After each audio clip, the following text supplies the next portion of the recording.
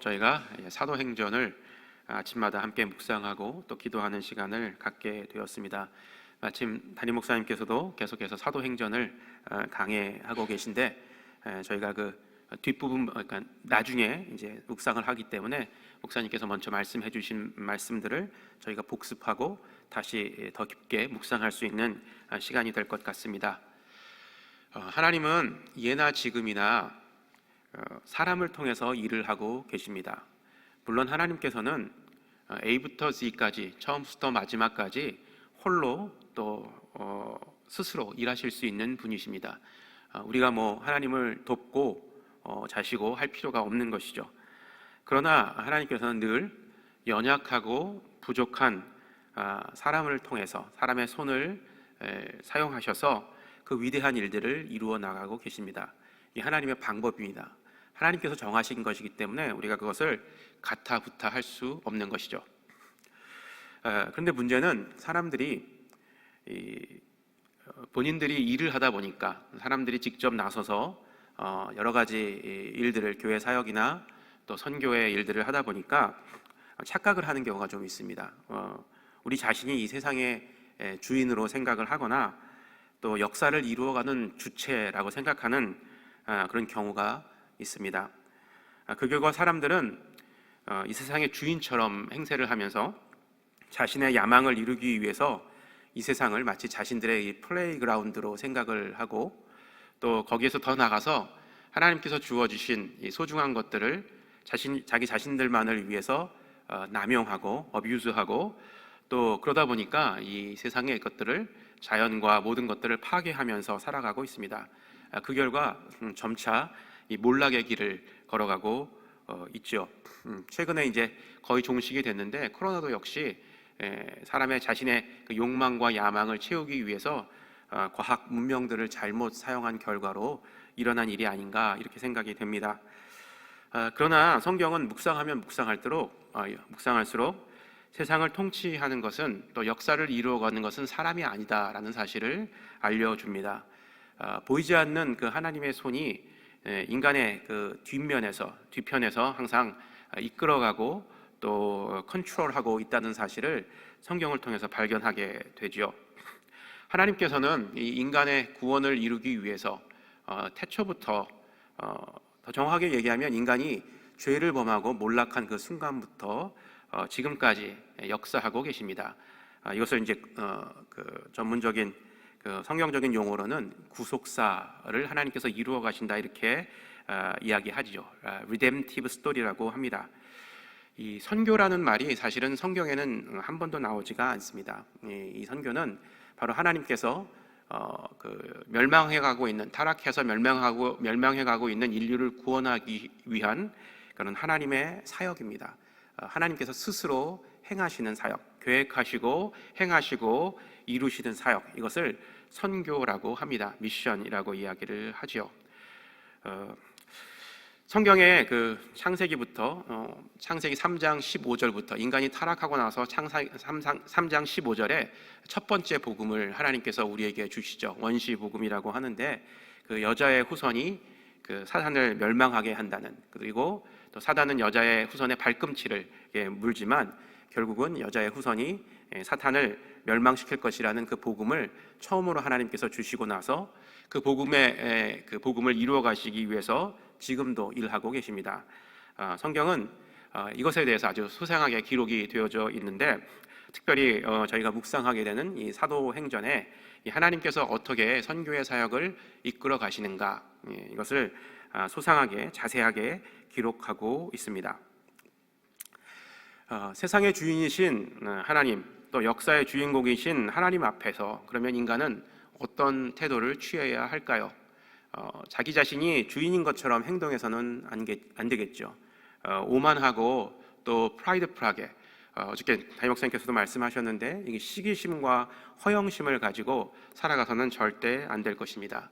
인간이 하나님 앞에 취해야 될 바른 태도, 그것은 겸손과 순종이겠죠. 하나님의 겸손, 하나님의 때를 기다리고 또 하나님께서 어떻게 역사하시는지를 바라보면서 그 하나님을 따라 나가는 것, 이것이 바로 인간이 취해야 될, 하나님 앞에서 취해야 될 올바른 태도다라는 것입니다. 사도행전 1장 여기 보게 되면 하나님께서 인간을 예수님께서 승천하시면서 제자들에게 당부하신 일이 있습니다. 사실 사도행전에는 하나님께서 행하신 놀라운 일들이 굉장히 많이 기록되어져 있습니다. 선교의 역사가 그대로 고스란히 담겨져 있는 그런 책인데, 특별히 1장부터 놀라운 일이 담겨져 있는 것을 저희가 발견하게 되죠. 어제 본문 중에 그 4절 말씀에 보게 되면 이런 말씀이 있습니다. 제가 읽어보겠습니다. 사도와 함께 모이사 그들에게 분부하여 이르시되 예루살렘을 떠나지 말고 내게서 들은 바 하나님께서 약속하신 것을 기다리라, 이렇게 이야기를 합니다. 내게 들은 바 아버지께서 약속하신 것을 기다리라. 아버지께서 약속하신 것이 무엇이죠? 바로 보혜사 성령님이십니다. 예수님께서 승천하시면서 제자들에게 아직 때가 되지 않았으니 예루살렘에서 잠시 기다려라, 아버지께서 약속하신 것을 보내주실 때까지 기다려라 라고 이렇게 이야기를 한 것입니다. 그래서 제자들은 그 약속을 믿고 그 성령이 강림하실 때까지 예루살렘에서 머물러 기도를 기다리죠. 제자들은 성령이 임하실 때를 기다리기 위해서 오늘 본문에 보면 그 감람산에서 내려와서 예루살렘의 그 한 모처에서, 사실은 이제 다락방이라고 이야기를 하죠. 마가의 다락방인데, 마가의 다락방에서 모여 함께 기도하는 것이 오늘 본문에 기록되어져 있습니다. 오늘 본문을 다시 한번 보게 되면 그 12절 말씀입니다. 12절 말씀 한번 띄워주실 수 있으세요? 같이 한번 읽어볼까요? 제자들이 감람원이라 하는 산으로부터 예루살렘에 돌아오니 이 산은 예루살렘에서 가까워 안식일에 거기 알맞은 길이라. 13절도 보겠습니다.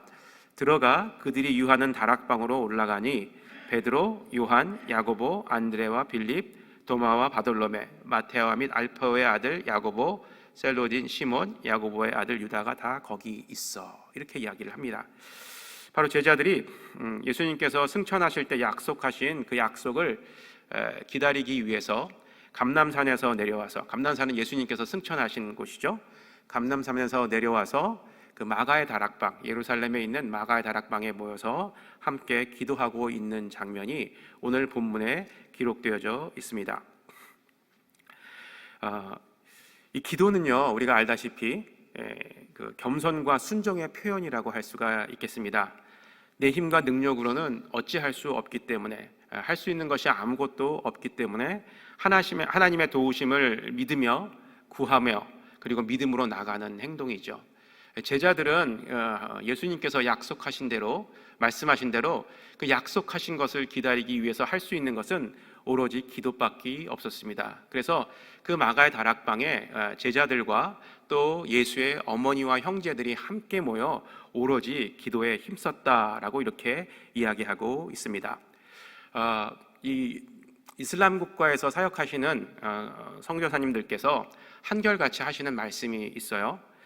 그것은 이 이슬람 선교의 가장 큰 무기, 이것은 기도다라는 그런 말씀을 계속해서 하십니다. 이 복음을 마음대로 전할 수 없는 그런 나라에서 선교사님들이 할 수 있는 유일한 사역, 이것이 바로 기도라는 것입니다. 선교사님들이 간증하시는 것을 들어서 알고 있겠지만 어떤 분은 15년, 어떤 분은 20년을 사역을 했는데도 불구하고 한 명의 회심자를 만드는 것이 굉장히 힘들다라고 이렇게 말씀들을 하십니다. 특별히 이 정통 이슬람 그 회교 국가에서는 더더욱이 힘들다라고 이야기하죠. 그렇기 때문에 선교사님들께서 그런 땅에서 하실 수 있는 유일한 사역, 이것이 바로 기도이고요. 또 후방에 있는 우리와 같은 성도들이 그 선교사님들을 도와서 할 수 있는 사역 역시 중보 기도인 것입니다. 그래서 선교사님들께서는 꼭 저희들에게 함께 모여서 기도에 힘써줄 것을, 이슬람 사역을 위해서 기도에 힘써줄 것을 당부를 하시는 것, 제가 여러 차례 들었습니다. 바로 우리의 힘과 능력으로 할 수 없기 때문에 하나님께 기도하는 것이죠. 이슬람과 같은 그런 깨울 수 없는 장벽들을 우리가 깨고 넘기 위해서 우리가 해야 될 것은 우리의 겸손과 순종의 표현인 기도인 것입니다. 이 사도행전의 역사도 역시 마찬가지입니다. 오늘 본문에서 이야기하듯이 기도에서부터 시작이 되었다 해도 과언이 아닙니다. 오늘 본문에도 제자들과 또 예수의 어머니 형제들 또 120명이 모여서 아까 말씀드린 것처럼 오로지 기도에 힘썼다라고 그렇게 이야기하는 것을 저희가 발견하게 됩니다. 정말 놀라운 것이죠. 이 기도의 능력은요. 그리고 이들은 함께 모여서 오로지 기도에 힘쓰므로 성령의 능력을 체험하게 되고 또 성령의 능력을 체험한 이후에 교회를 세우고 또 흩어져서 땅끝까지 이르러 예수의 제자의 삶, 또 증인의 삶을 살게 되죠. 바로 이것이 사도행전의 역사이고 하나님께서 이 역사를 이끌어 가시는 증거다라고 이야기할 수가 있습니다. 그리고 나서 이 제자들은 그 유다의 배신과 죽음으로 인해서 생긴 그 12명의 사도의 공석을 뽑게 됩니다. 그 수제자였던 베드로가 이야기를 해서 그 생긴 공석을 채우게 되죠. 이것 역시 함께 기도한 후에 제비를 뽑게 되고 그래서 둘 중에 한 명을 택하게 돼서 마띠아라는 사람을 12번째 사도로 뽑게 됩니다. 한 가지 이 12번째 사도 마띠아를 뽑는데 중요하게 저희가 한번 확인해야 되고 기억해야 될 것은 바로 22절에 있는 사도의 자격입니다. 22절 말씀 한번 띄워주시면 제가 읽어보겠습니다. 항상 우리와 함께 다니던 사람 중에 하나를 세워 우리와 더불어 예수께서 부활하심을 증언한 사람이 되게 하여야 하리라 하거늘. 그렇죠. 그 사도의 자격이 뭐라고 나와 있죠? 우리와 함께 다니던 사람 중에 하나를 뽑아서 사도로 세워야 된다라는 것이죠. 바로 예수님의 제자 그리고 그 예수님을 따르던 무리들 그들 중에서 한 사람을 뽑아 이제 사도로 세워야 된다라고 하고 마띠아를 뽑았다라는 것입니다. 그래서 이 마띠아가 사도가 된 이후에 어쩌면 유일할 것 같아요. 유일한 사도라고 칭함을 받았던 사람은 사도 바울이었습니다. 사실 사도 바울은 예수님을 이렇게 따르던 제자는 아니었었죠. 오히려 예수님을 핍박하던 사람이었는데 사실 그래서 사도 바울이 어떻게 보면 이 사도에 들어갈 수 있는 자격은 없었던 사람이었을지도 모릅니다. 그러나 사도 바울은 예수님을 직접 만났던 사람입니다. 다메섹 도상에서 예수님을 만났고 또 부활하신 예수님을 경험하였고 또 그 부활의 능력으로 인해서 그 삶이 바뀌었고 회심을 하였고 예수를 따르는 예수님의 제자가 되었던 그런 사람입니다. 그래서 사도로 인정이 되었죠. 그런데 이 사실은 바울이 사역을 하면서도 이 사울의 사도성을 의심하는 사람들이 꽤 있었습니다. 그래서 바울의 서신서를 보게 되면 항상 자기 자신이 사도임을 이렇게 증명하고 강조하는 그런 내용의 글들이 그의 서신서에 들어가 있는 것을 저희가 보게 됩니다.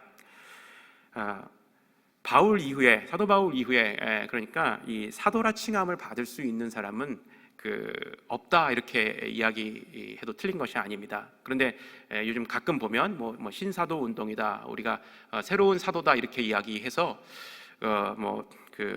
오토리테이티브하게 이렇게 사역을 하시는 분들이 계신데 사실은 그것은 잘못된 것입니다. 사도는 더 이상 사도라 칭함을 받을 수 있는 사람은 없다라는 것.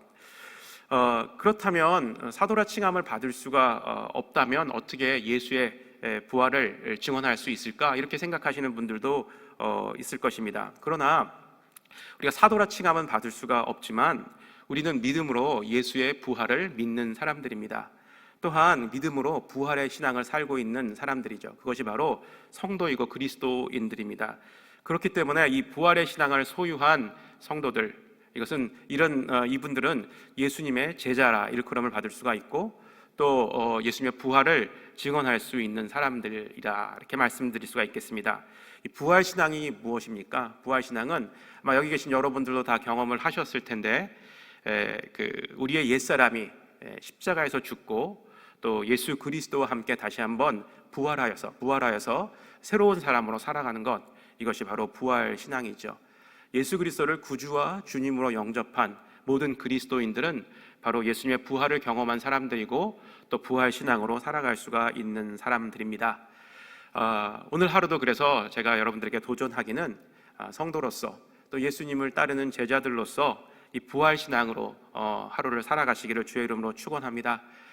계속해서 십자가에서 우리의 옛 모습은 죽이시고 또 부활하신 그리스도를 바라보며 우리도 역시 예수와 함께 부활하여서 새로운 피조물로 살아갈 때 우리는 담대하게 예수 그리스도의 복음 또 예수 그리스도의 부활을 증언하고 증거하는 증인의 삶을 살 수가 있을 것입니다. 오늘도 이 예배 후에 우리의 가정과 또 일터와 삼터로 돌아갑니다. 그곳에서 예수 그리스도의 부활을 증거하는 또 부활의 신앙을 살아내는 성도님들 되시기를 주의 이름으로 축원합니다.